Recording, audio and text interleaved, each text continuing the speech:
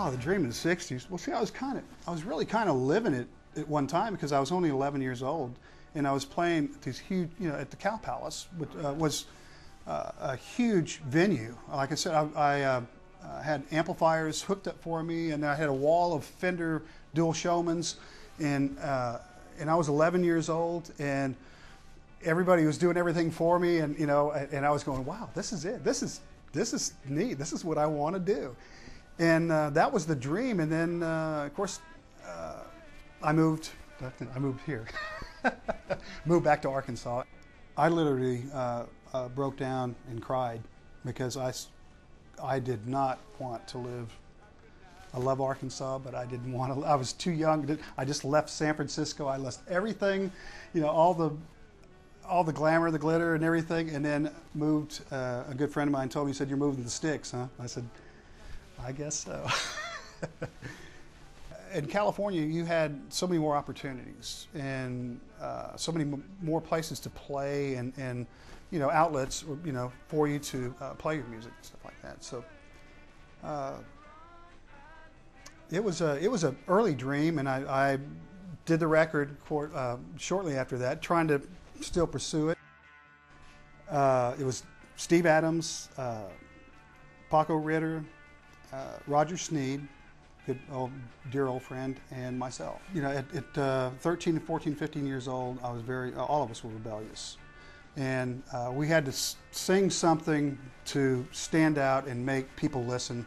And, that's why I was saying, maybe you just ought to run, hide, and get away because, nobody listens. Nobody's, paying attention to what we're saying. That's where my song came from. It was from the West Coast, transplanted to Arkansas. Psychedelic was, you kind of just flowed with it and got into it and kind of jammed and had, wherever it went was, where you took it. It was really an escape. It was an escape from reality. And back then, that's what I think everybody was looking for at one time. This area was not even, didn't have really anybody to play that. And you didn't get much airplay back then in this area. As far as like the Grateful Dead, nobody knew of them. Nobody knew of any of the San Francisco bands at all, the West Coast, and some East Coast bands and everything. But yeah, I really, I guess you can say, turned some people on around here to something a little bit different, a little bit beyond what they've been hearing. It was really disappointing because I got airplay and that was good, but I was hoping to not necessarily monetarial. It was more or less just getting the support of everybody around. But I guess I wasn't thinking correctly because I lived in a town of about 500 people, and that had been the whole town buying a record.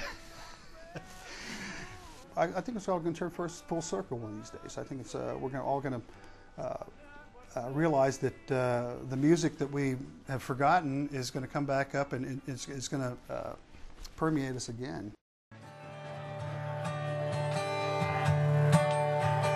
As I walk into this world of misery,